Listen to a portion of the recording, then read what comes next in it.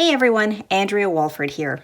In today's video, I'm going to show you how to create this In My Heart card featuring Stampin' Up's Field of Flowers stamp set. Now this 2-layer card is the perfect card for beginning stampers and card makers. So let me start off by walking you through the supplies that we're going to be using to create this card. So I'm going to be working on a Whisper White card base, and this was created out of Whisper White thick cardstock, and it's 4 1/4 by 5.5 inches, and it's a top folding portrait card. So here you can see how it opens. On it, I'm going to be stamping and mounting this Whisper White cardstock panel. Now this is the regular Whisper White cardstock, whereas my card base was the thick Whisper White cardstock.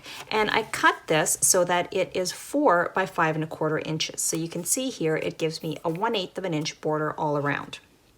And the last little piece that I'm going to be using is this thin little strip of Granny Apple Green cardstock. And the strip is a 1/4 inch high, and I'm going to be trimming it down to the size of my panel.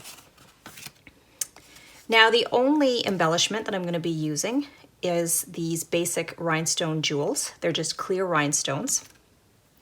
And then here are the other products I'm using. So as I mentioned, I'm going to be using the Field of Flowers stamp set. And the stamps we're going to be using are this large stem, these 2 flowers here, the In My Heart greeting, and the little dragonfly greeting.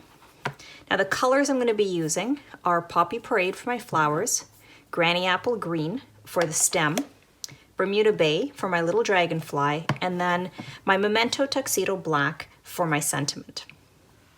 Other things we're going to be using are a pencil and a grid ruler. This is just like a quilting style ruler. This one is 3 by 12. Any quilting style ruler is fine. I have a pair of fine tip tweezers.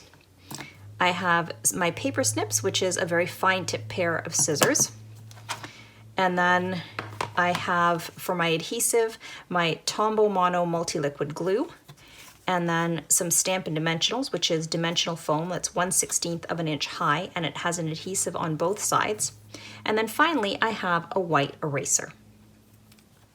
Now I'm going to be working on a piece of grid paper. This is an 11 by 17 inch piece of grid paper that's sold by Stampin' Up. It has inch markings on one side and centimeter markings on the other. I prefer to work in inches, so that's the side that I'm going to have facing up. And then I like to work on my self-healing cutting mat.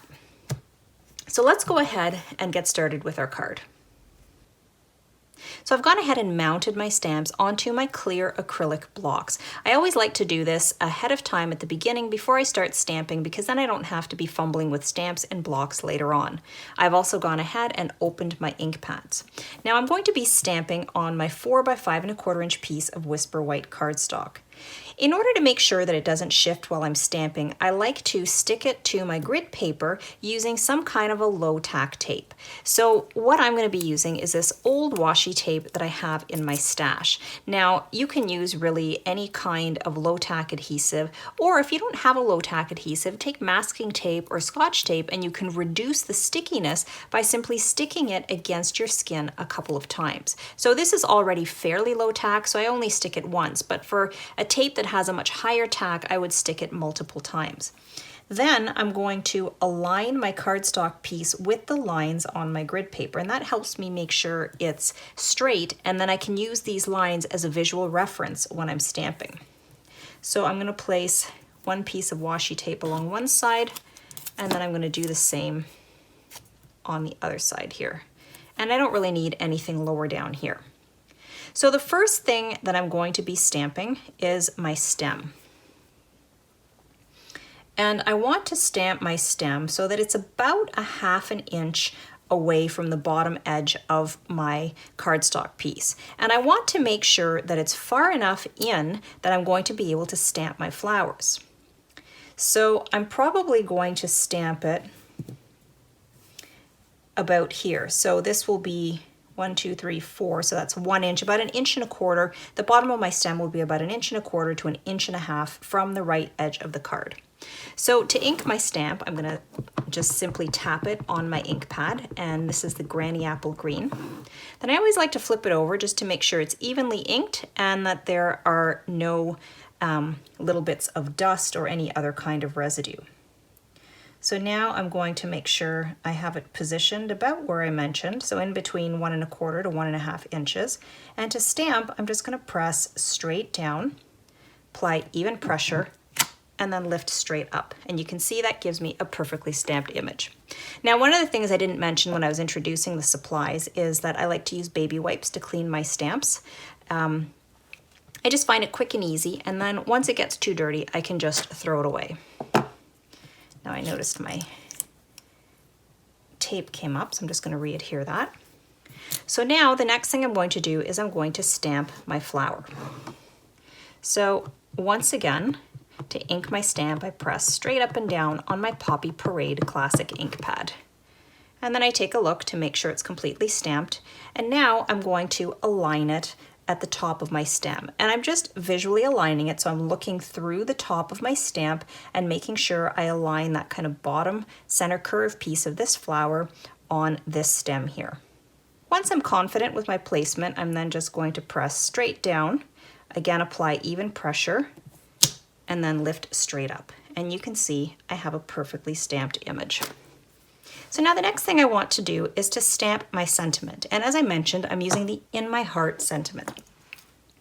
Now to do this, I'm going to be using my pencil and my grid acrylic graph ruler in order to place it exactly where I want it. Although I could stamp it, because my grid lines are so far on either side of the paper, it's hard to get a sense if I'm stamping it straight. So that's why I like to use a pencil and a ruler. Now, what I would recommend is, as an early investment in your stamping stash, if you don't have one, is a stamp positioning tool.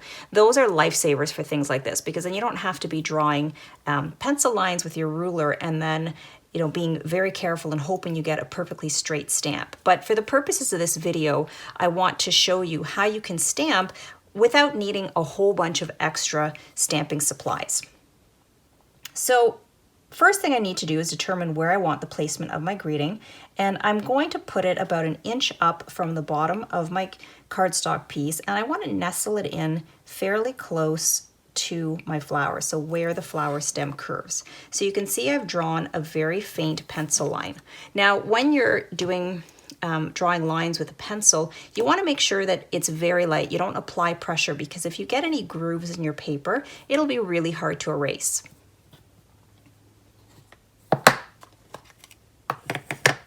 So now I'm going to carefully ink my stamp by tapping it up and down. This is a very fine font, so what I recommend if you have never used a particular stamp before, or let's say it's been a while since you've used it, it's always a good idea to test your stamp. And I will do this by stamping on the side of my grid paper. And it helps me know exactly how much pressure to use when I'm stamping, because if you stamp without enough pressure, then your sentiment will be too faint. If you stamp with too much pressure, then your letters will be uneven and kind of squished. So I always suggest practicing a couple times. Then what you're going to want to do is position your stamp over top of your line, and you're going to need to look over top. So I'm going to do this off camera, because otherwise you'll just see the back of my head, but I'm going to get right on top of the stamp and look through so that I can align the bottom edge of my stamp with my line. Then once you're happy, you just stamp straight down and lift straight up. And I apologize if my head got in the way at all. Now I'm not going to erase my line quite yet. I like to give my ink a little bit of a chance to dry, so I'm going to work on the other elements of my card before we erase that.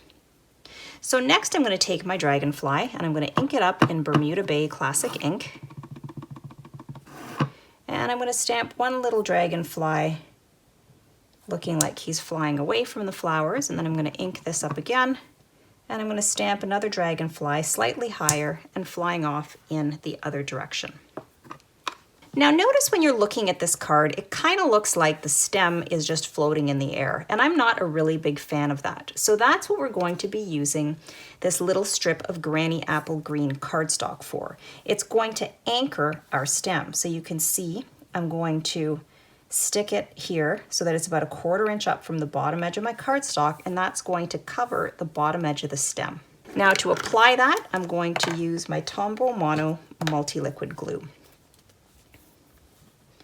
So I just want to apply a very thin line of glue. So I squeeze it to get started, and then I'm not really squeezing as I drag it across. But I'm not going all the way to the end because remember, this piece is a little bit longer than my cardstock piece, so it overhangs it.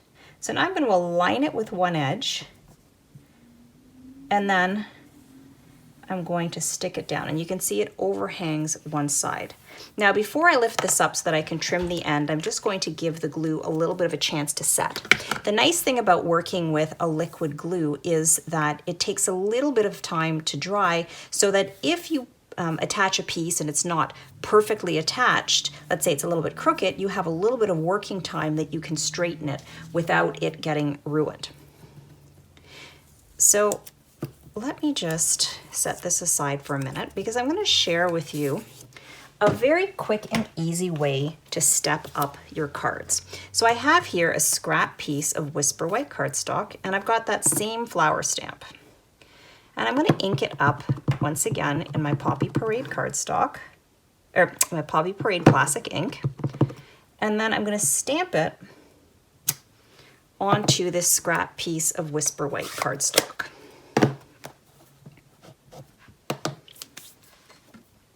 Now I'm going to take my scissors and I'm going to do a technique called fussy cutting. Essentially what this is just hand cutting out my flower.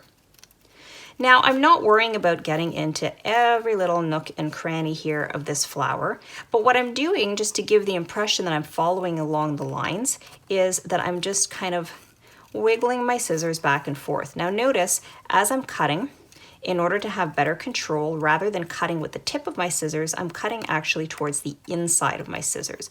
And you'll find that when you cut like this, you get much better control over your final cut image.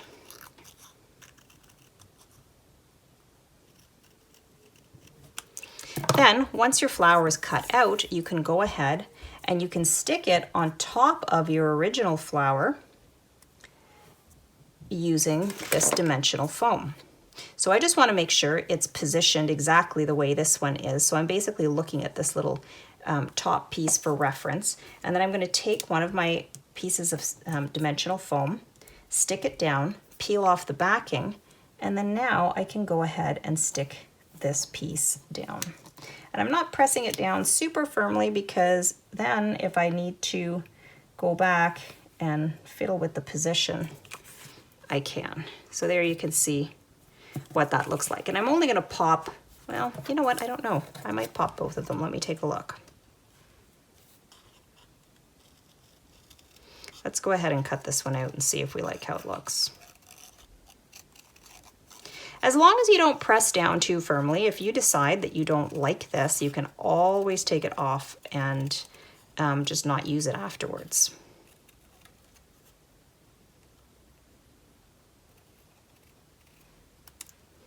Now, one of the things I like to do when I'm fussy cutting is I don't like to leave too big of a white border because I find it looks very messy if you have a very big border. Let me just stick this, I'm going to stick it on the back here. And then let's just stick it on. I don't mind how it looks. So I'm going to leave it like that. I'm not going to press it down firmly, so if I want to pull it off later, I can.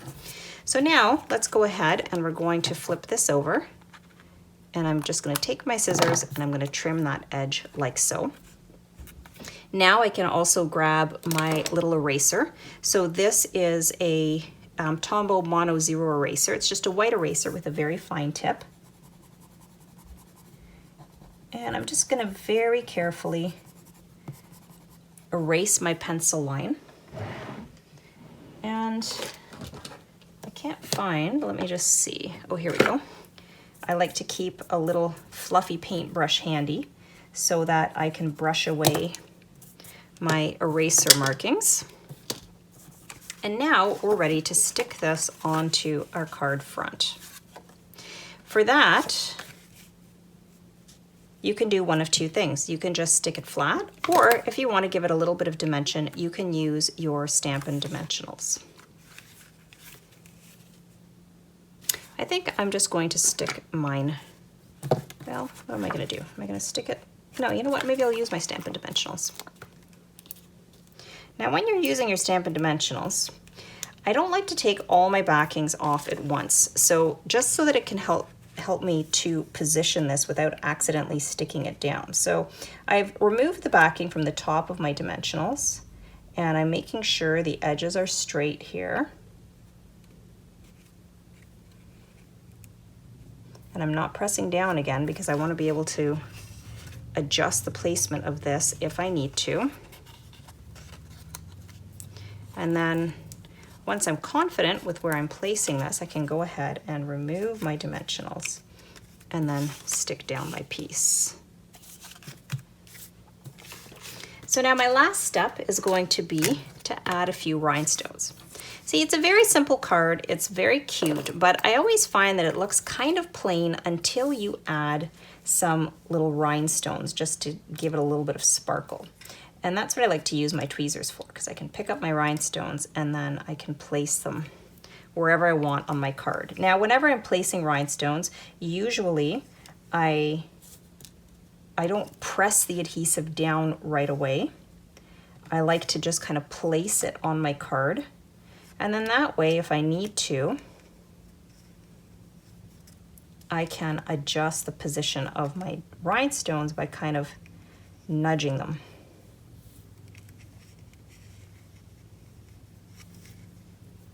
See, and I always find this is, funny enough, this is always the part that takes me the longest amount of time, trying to figure out where it is I want to place my rhinestones. Quick little tip for you when placing rhinestones, always place odd numbers of rhinestones. It's just more visually pleasing. Except for when you work in triangles of 3. Funny enough, I'm not exactly sure why that is. So see, in this case, it's an odd number, or sorry, an even number, 6, but it's in 2 visual triangles. I've got one visual triangle, and then I've got another triangle here. So this kind of draws the eye that way. So once you're happy with the placement of your rhinestones, you just go ahead and press them down. And there you can see you have this really cute yet simple card.